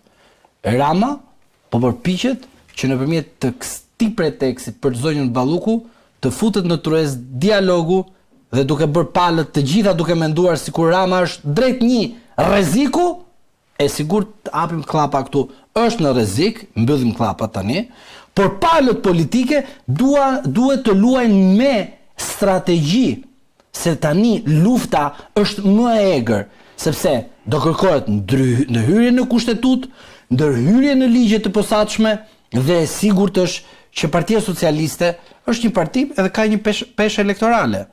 Por zoti Rama don të përfitojë që të vazhdoj qëndrueshmërinë e tij në Partinë Socialiste pavarësisht gjithë këtyre skandaleve që e ndjekin. Okej, faleminderit Zhllima. Pyetja e fundit Çollaku për ta përmbyllur. Të gjitha këto ndryshime ligjore, ndoshta mund të kërkohen ndryshime kushtetuese dhe unë jam i bindur që opozita, nuk e di pse kanë bindje, po opozita është aty për një pjesë të ndryshimeve kushtetuese, të paktën për numrin e deputetëve Berisha ka rënë dakord që ta çoni 100. E ka pranuar që ndryshimet kushtetuese pranohen. Tash se do bashkohet për të tjerat, nuk e di. Apo kornizohet lufta e SPAK-ut kundër ministrave, se Rama thot SPAK-u mbështetet, por duket sikur i vendos korniza politike. Shiko se ti vazhdohet to, por ne nuk ta japim as imunitetin, as ta pezullosh. Kupton? Unë shoh një përballje të Ramës, le të themi, me prokurorinë, me SPAK-un kryesisht, pra, sepse kjo është e gjithë reforma drejtësi këtë ka risi, le të themi. Gjykata speciale nuk duhet ndodhte, gjykata speciale janë gjykata lufte, natyrisht, por përtej kësaj shoh mbështetje të kufizuar, shoh kundërshti edhe në raportimet e bërë në kuvend nga ana e strukturës posaçme, konstatohet në mënyrë të përsëritur që numri i denoncimeve nga administrata është i ulët deri në hiç, çka do të thotë që ka një mungesë bashkëpunimi, ka pasur edhe një urrë të brendshëm për të mos i lejuar të futen në përzyra kur ata vinë për të kërkuar, për të marrë materiale. Kujtojmë nervozizmin e Ramës, pse shkojnë. Po, sigurisht, pse shkojnë. I kanë lënë pas dera, po edhe ajo e patllakeve. I kanë lënë pas dera, jo pak herë, pse çan këta me patllake, pa patllake, vinë marrin telefona. Kujtojmë deklaratën e tij për telefonin personal, pse edhe mua do të marrin telefonin. Ai di diçka, Rama nuk është njeri i pa informuar. Edhe telefoni i tij do ketë takim me BKH-n, nuk është një sekret tash po. Sepse janë dosje që çojnë aty. Kujtojmë që kemi hyrë në vitin e 5 të regjistrimit procedimit penal të dosjes Charles McGonigal. Sipas deklarimit të Dumanit, pra në një nga daljet e tij në kuvend, është theksuar që në janar të vitit 2022 është regjistruar ky procedim penal në SPAK. Çështja me Gonigal. Dhe jemi ka përcyer janarin e 2026, pra kemi hyrë në vitin e 5. Dhe aty janë Rama, Balla, Gjiknuri, Veliej, pra të denoncuar. Në dosje? Po, sigurisht kam parë pjesë të padis, dhe asnjëri prej tyre nuk është thirrur për dëshmuar, paktën për dieni dhe më tej sipas fazave hetimore shohë se si do jetë të kualifikuar vepra penale. Kjo është dosje shumë e rëndë, shumë e madhe. Aty ka spionazh, shërbime sekrete, biznese, blerje, ka një pafundësi gjëra që amerikanët e kanë dhënë drejtimin në drejtësisë. Ja kanë dhënë, po SPAK-ut i kanë dorëzuar diçka? Po, sigurisht, ka letër porosie drejt Shtetit të Bashkuar të Amerikës, kanë komunikuar, kanë shkruar biro materiale, por nuk e di se si e kanë thënë këto, si janë shpërndar se ka dhe punimin autostradë, si kanë çuar rrugët, kë duhet thrasin, kë duhet të shtyjnë, kë duhet të qortojnë. Pra, aty është fakt, që 4 vjet, 5 vjet, nuk e thirr asnjëri për tyre. Ose ke thirrë s'na ke treguar ne, se ka dhe shumë i rëndësishëm Shollaku. Si? Faktori kohë në politikë dhe në drejtësi dhe në raportet midis të dyave shumë i rëndësishëm faktori. Koha është është momenti që koha për të mbledhur prova dëshmi është falimentuese nëse nuk ekzekutohet në afatet e tuara për drejtësinë. Dhe këtu kemi parë në jo pak raste, edhe në zgjedhjen e zotit Braho, drejtuesi i strukturës posaçme, në takimin e parë që ai pati me prokurorët, një nga këshillimet, le të themi, që pati si porosi kolegëve, ishte të nxitojmë dhe të vëmë prioritet dosjeve të vjetra. Dosjet e vjetra, ku hyjnë ato të skajankrove për krim të organizuar, ka ministra, deputet, biznesmen, bashkiak, funksionar drejtësisë, sigurisht dhe gazetar, që janë aty në ato çopër në madhe, që ka ca gishta pluhur për të hequr. E qartë, faleminderit Çollaku, ne do vijojmë së bashku pjesën e fundit të këtij emisioni për çështjen e dosja e fundit do të thojë që se ju do largoni vetë punoni. Po. Thjesht do thojë që nga mesazhet e larta vijnë që ato emrat të cilët përfshiu parafolsi me shumë të drejtë që nuk po jetojnë nga kjo drejtësi e pavarur e panshme. Po jetojnë se thotë po janë thirrur. Si janë thirrur? Mos më bëj gabim me ligjor. Është e sigurt, po ndonjëherë bëjmë gabim sepse është me qëllim. Nuk janë thirrur, edhe për shkak se nuk janë thirrur sepse dikush del shumë qartë në shumë veprime. Dhe ajo vepër penale ka vepra penale që do thotë veprime aktive dhe njëri nga personat të cilët citoj, zoti Çollaku, e ke informacion këtë zhvillima? Është shumë aktiv, shumë ngjarje. E ke informacion? Edhe unë jam i bindur në rast se shkojmë në procedimin penal. Në përqindje të lartë të pjesëmarrës në shumë procedime. Shumë. 80% po themon. Po, edhe në rast se shkojmë, duhet shkojmë në kualifikimin e veprës penale, jo në bashkëpunim të thjeshtë, po si organizatë kriminale. Dhe ky është shumë e rëndë. Ky është telashi dhe paniku. Po ndodhi kjo, atëherë unë mase duhet filloj të reflektoj për Spakun. Edhe të them që zoti Brau duhet iki nga manastiret kombëtare dhe ndërkombëtare dhe të futet në drejtimin e dur që ta ngrej stekën. Akoma dhe më lart. Mbaroj çështjen me metën. Ma lart. Po ka shenja tani unë shikoj gjëra të tjera tim. Le klientin tim në punën e vet. Shikoj tani ata të cilët po shoh shenjat që avokati do takohet me besimin. Po prandaj po them pra, që mbaron dhe çështjen, kryen dhe detyrën e tij shembullore si avokat ndaj presidentit Meta dhe ndryshon dhe qasja ndaj Spakut. Gjithmonë kjo duhet Ky ishte ai që po thoya. Duhet harmonizuar me rezultatet e strukturës posaçme. Patjetër. Dosja Akshi nuk është më thjesht një shqetësim i brendshëm shqiptar. Ajo ka kapërcyer kufit e administratës sonë dhe ka prekur atë që në këtë vend zakonisht askush nuk i prek pa pasoja. Amerikanët dhe të dhënat e tyre, kryesisht ato që lidhen me bizneset. Reagimi i fortë vjen nga dhoma amerikane e tregtisë në Shqipëri, e cila në qëndrimin e saj zyrtare nis me atë që mund të quhet fasade e gjithë sistemi digjital shtetëror, platforma i Albania. Bizneset amerikane raportojnë mos funksionim, paqëndrueshmëri ndërprerje shërbimesh dhe vështirësi reale operacionale që ndikojnë drejt për drejt në aktivitetin e tyre të përditshëm. Por kjo është vetëm shtresa e parë e problemit. Goditja e vërtet vjen më pas aty ku shqetësimi teknik shndërrohet në dyshim institucional, te konkurrenca dhe prokurimet publike në sektorin e teknologjisë, aty ku sipas konstatimeve që tashmë janë edhe objekti hetimeve të SPAK, tenderat nuk kanë ndjekur gjithmonë logjikën e garës së ndershme, por vullnetin e atij që administron sistemin. Në reagimin e saj, dhoma amerikane e tregtisë shkon më thellë dhe ngre pikpyetje serioze mbi mënyrën se si jepen kontratat publike në sektorin TIK, duke sinjalizuar deformim të konkurrencës dhe përdorim jo efektiv të fondeve publike. Dhe pikërisht këtu, ky reagim përputhet në mënyrë shqetësuese me hetimet e SPAK-ut. Flitet për tendrat orientuar për vendimarrje të përqendruar në pagduar dhe për një rol të Akshit që shkon për te administrimi teknik. Në këtë panoram, Akshi shfaqet jo thjesht si një institucion digjital, por si një filtr i pushtetit ekonomik. Kur vjen fjala tek sektori i teknologjisë, amerikanët theksojnë një fakt kyç. Shumë prej kompanive që ata përfaqësojnë janë të certifikuara ndërkombëtarisht, zbatojnë standarde të larta sigurie, dhe ky është element kritik. Disa prej tyre janë të autorizuar të ofrojnë shërbime për vetë qeverinë e Shteteve të Bashkuara të Amerikës. Pra kompani që në SBA kalojnë kontrolle ekstreme sigurie financiare dhe ligjore, por që në Shqipëri përballen me një sistem prokurimi të errët dhe me një platformë shtetërore që nuk garanton stabilitet dhe mbrojtje të plotë të dhënave. Krahasimi bëhet edhe më i fortë. Në SBA dhe në ekonomitë e zhvilluara, kompanitë që prekin sisteme qeveritare sensitive i nënshtrojnë filtrave të hekur të auditimeve të vazhdueshme dhe madje kufizimeve të fitimit, gjithçka për të mbrojtur interesin publik dhe të dhënat kritike. Në Shqipëri, sipas këtij reagimi, këto standarde ose mungojnë ose zbatohen në mënyrë selektive. Për këtë arsye, dhoma amerikane e tregtisë kërkon qeverisë shqiptare masa korrigjuese të menjëhershme për të garantuar funksionim të qëndrueshëm, të pandërprerë dhe të besueshëm të Albanias, veçanërisht për shërbimet kritike për biznesin dhe proceset e prokurimit. Mirë, siç e dëgjuam, shqetësimet janë serioze. Bizneset amerikane në Shqipëri janë të shqetësuara se nuk punon në Albania, nuk marrin dot shërbim në Korale, po nga ana tjetër, çfarë thon dhoma amerikane?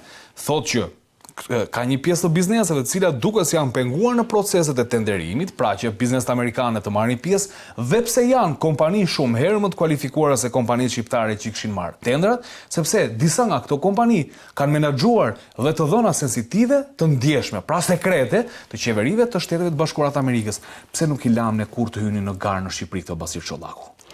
Sepse do të kontrolloj vetë parat, të dhënat, investimet, klientët. Rami ka përdorur si arsye lobingjesh para të shqiptarëve, dhe jo si investime. Deklarimi bordit të dhomës amerikane të tregtisë ka qenë një vendim i bordit i lançuar, le të themi, nga drejtuesi i dhomës amerikane. Kur them dhoma amerikane të tregtisë dhe kur Shtetet Bashkuara janë mbi emri i kësaj dhome, unë kam konsiderat që kjo është një herë edhe ambasada amerikane që flet. Pra njësoj reagimin me një reagim, siç mund ta bënte ambasada amerikane? është më i drejt për drejt, sepse dhe statusua lejon mos jenë diplomatik, po t'jenë të drejt për drejt. Ajo çfarë theksoi Granti. Flasë si biznes këta. Po sigurisht, flasë si biznes, dhe duke thonë që ne jemi penguar, pra, përveç burokracive, penaliteteve që u sjell në kohë dhe në shërbime shpejtësie dhe të munguara tashmë nga Agjencia e Shoqërisë së Informacionit, kompanitë amerikane nuk më kanë akses në garat e këtyre tendrave. Në prokurim. Që të dhënat e tyre, edhe të biznesit, dhe të punonjësve amerikanë. Po të dhënat i kanë kriminele tani. Po të amerikanë. Çfarë është në fund të fundit, Andi, tani që ne flasim. Paktën këtë themi hapur. Por Akshi dosja, Akshit akuzohet zyrtarisht organizatë kriminale. Veprime të kryera në kuadër të organizatës kriminale. Zyrtarisht kjo. Është më lart se grupi. Organizata ka disa grupe. Strukturuar kriminal, por me veprime të kryera është një nga paragrafet aty të akuzat, ku thotë veprime të kryera në kuadër të organizate kriminale. Dhe kjo organizatë kriminale ushtron aktivitetin në kryeministri. Kush është drejtuesi i kësaj godine? Kryeministri. Pra, duhet më shku me tu nga zotnia atje.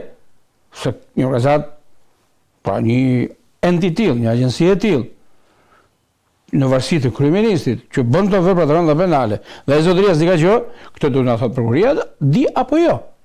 Por ajo çfarë theksoi dhoma amerikane që është një shqetësim dhe një alarm serioz, ka të bëjë me faktin ku thoshte që këto përveç saj janë dhe cëlim edhe të biznesit, por dhe i sigurisë kombëtare.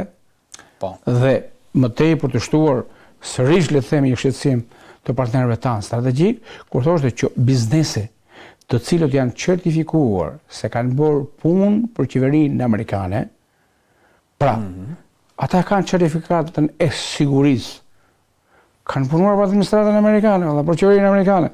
Këto kemi në partner, tjetën vizitor. Dhe këta ati nuk i letë futën atje, partnerët e këtyre. E do mbështetjen e tyre, do strategjinë. Me kosto më të ulët, thotë domethënë dhoma amerikane, sepse po nuk kanë ardhur për të vjetur, kanë ardhur për punuar. Programa do hajdut. Do kinez, do rus, ka shumë tendra gjëra natyre që janë probleme strategjike për portet, për investime tjera sigurie që kanë kaluar në duart e rusëve dhe të kinezëve, duke përfshirë edhe këto historitë të dhënave. Atëherë, me kë jemi alatme, me kë jemi partnerë, kush ndihmon shqiptarët, Shqipërinë dhe Kosovën? Sigurisht, ekstenca e këtyre dy kombeve është lidhur pazgjithshmërisht me Shtetet e Bashkuara të Amerikës. Një pyetje tjetër që mua më lindi në mendje kur po trajtoja këtyre dy popujve se një komb jemi ne. Këtë shqetësim, bizneset amerikane mendon se janë nxorën tani apo më herët mund t'ja kenë çuar ambasadës amerikane, sepse është e vetmja derë institucionale ku ata trokasin. Çdo shtetas amerikan automatikisht shkon tek ambasada amerikane për të dhënë ndalimin edhe nga një polic rrugor. Telefonojnë ambasadën amerikane.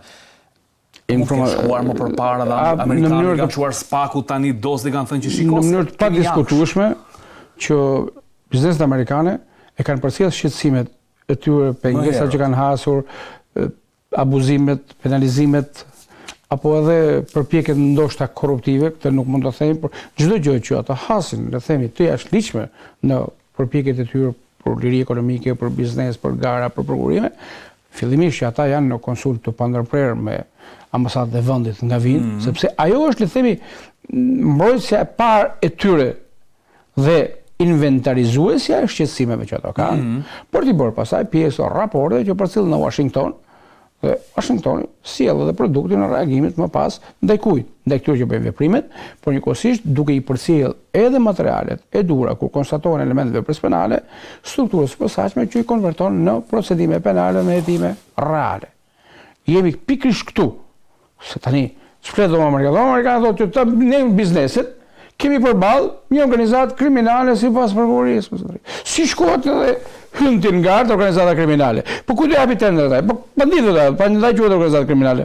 Sa aty do japë trafikantëve, vrasëve, grupeve mafioze, vendas edhe tuaj. Ndaj, kjo është organizatë kriminale tashmë ndërkombëtare ku seksioni shqip është kryeministri. Amerika e para, thot Donald Trump, ishte pjesë e fushatës së tij, është pjesë edhe e strategjisë qeverisë të Shtetit Bashkuar të Amerikës. Sidomos, domethënë, e lidhur tipikisht me ekonominë amerikane, me bizneset amerikane. Tani jemi përballë kushteve kur Shqipëria ka kosto ekonomike dhe politike mbi bazën e këtij reagimi në moment, do duhet ta marrim kaq seriozisht apo ta marrim pak më lehtëshëm gjën? Gjën, ne duhet ta marrim seriozisht.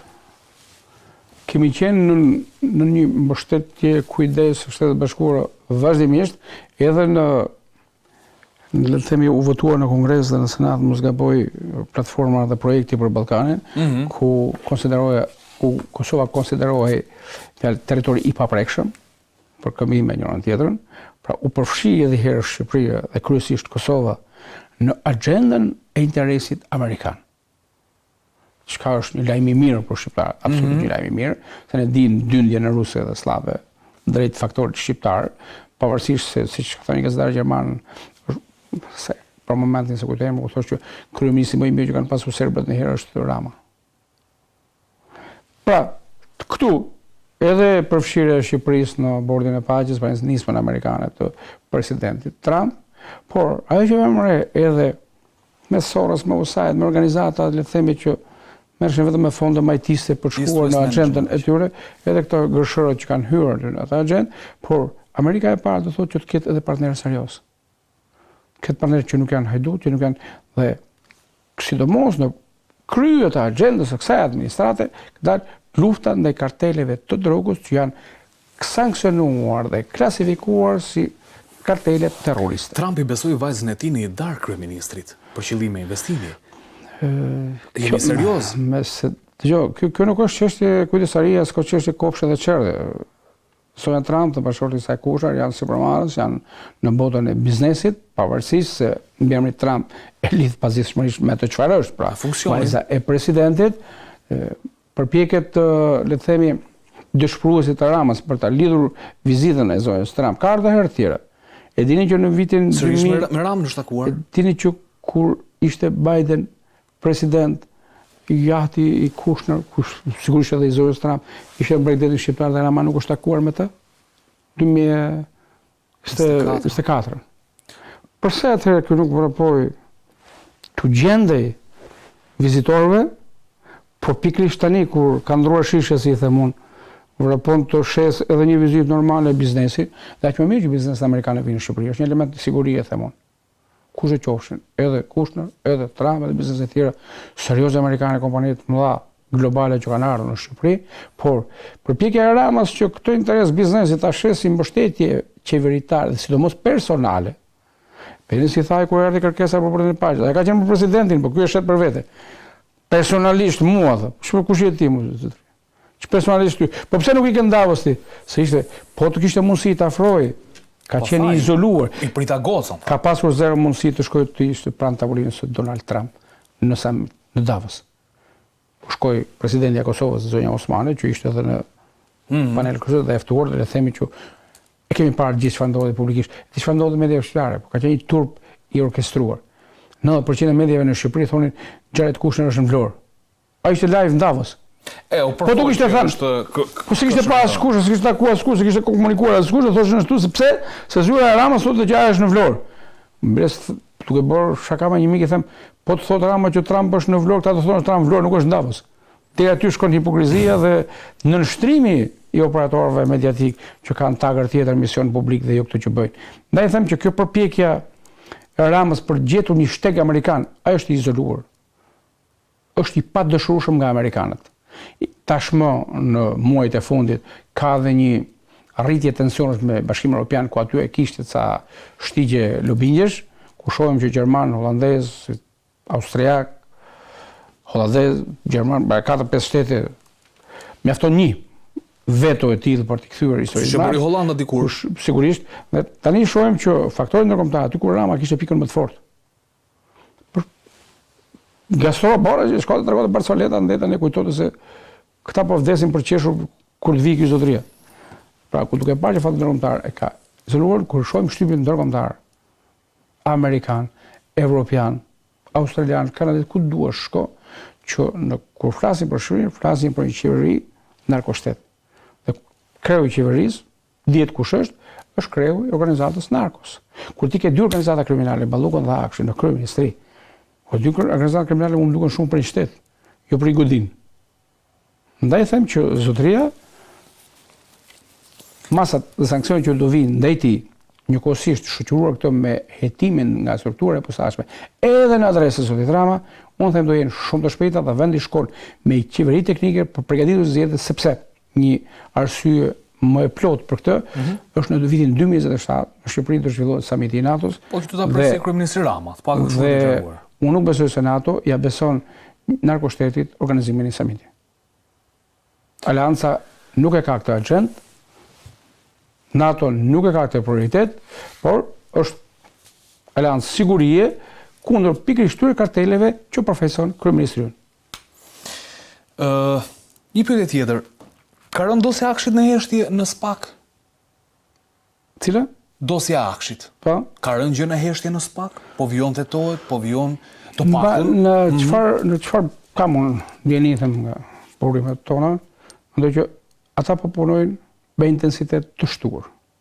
Edhe për çështën e Balluku, edhe për çështën e Akshit, edhe dosjet tjera që kanë qenë disi të dremitura, janë dhënë një ritëm ndryshe, sepse janë në prioritet po thua. Janë në prioritet sepse personazhet që vjen brenda tyre janë personazhe me pushtet dhe me vendimmarrje që prodhojnë kosto.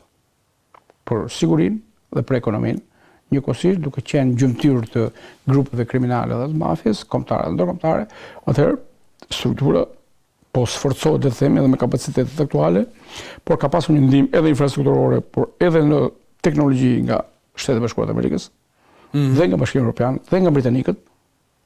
Kam parë shumë ambasador, një më parë ishte ai spanjoll, pas një goditje një grupi kriminal në Spanjë me tonelata drogë, 2 ditë më pas, ambasadori spanjoll shkoi në strukturën posaçme, por rritet le të themi angazhimi dhe bashkëpunimi edhe i shteteve të veçanta.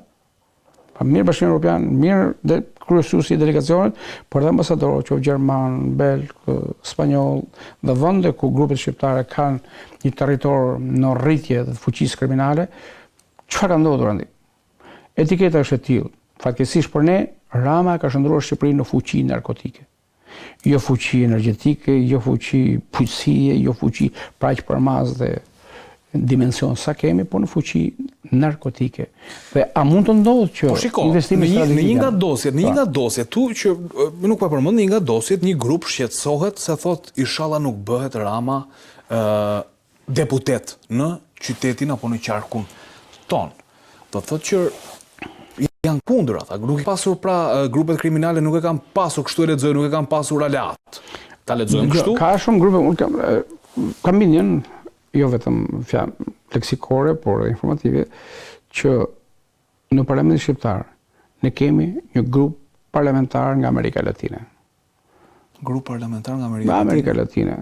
Them kështu. Të lidhur me ta, domethënë. Për faktin se grupet shqiptare në Ekuador, Venezuelë, Meksik, Kolumbi, Paraguay, të cilët ushtrojnë aktivitet paligjshme trafiku. Ekuadori sidomos ka pasur dhe qëndrime publike ndaj ndikimit të mafjas shqiptare. Këta njerëz kanë investuar që të kenë profesorë të tyre në parlament.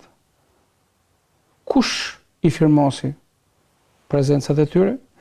Investime strategjike ne po ndjekim dosjet që janë në Evropë, edhe në Amerikë, ku thonë që grupet kriminale që janë në procese gjyqësore në vende në Bruxelles dhe në vende të tjera, në Londër, kanë investuar miliarda euro në Shqipëri. Si ndodh që të investohesh miliarda euro? Ku e merr lejen për të investuar? Se këtu për një penxhere të shtëpia të mësyn inspektoriati. E bindën furgona policisë u bë Qameti. Po për këta investim dhe miliarda. Njërë vjeni më të e, njërë vjeni më të e, njërë policia për shkja e rrëndë. Policia, shoqënia, bëhet nuk i merr lagja njerëzit aty që shqetësohen për ato dollapin që është hapur atje. Në amizili shkeljes. Po për këta investimet e investitorëve strategjik, në resorte, në hotele, në këto, kush e plej për këtë? Kryeministri i vendit jetë. Drejtuesi i asaj AZT, Agjencia e Zhvillimit të Territorit, atje në fund është Belinda Balluku e Dirama. Në 90% të raste kanë firmosur këta dy. I kanë parë dosjet e tyre? Kanë parë që një njeri që vjet me biciklet, mas 2 muash kërkon një investim miliona euro?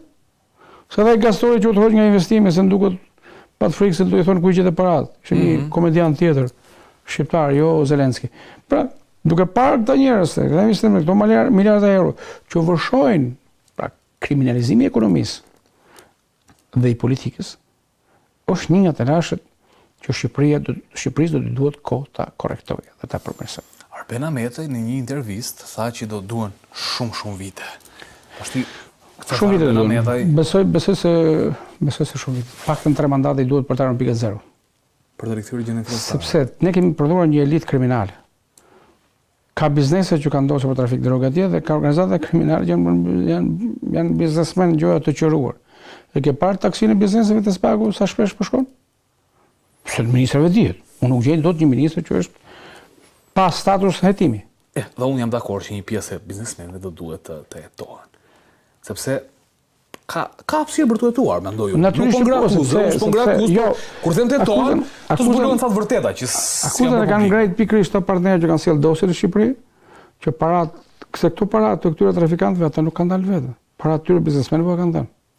Mua më shqetëson, gjithnjë më ka shqetësuar Basir kjo çështja e konkurrencës së pandershme, që shqetësohet edhe dhoma amerikane e tregtisë sot. Ne jemi më të mirët në botë, ju nuk na jepni një tender, se po e përkthej kështu në mënyrë banale. Na jepni një tender ta vërtetojmë kush jemi ne. Të tregoj një sepse ka edhe njerëz që janë në Bashkinë Evropiane, njerëz që kanë le të thënë protektorat për të reaguar për Shqipërinë që kanë marrë tender në Shqipëri.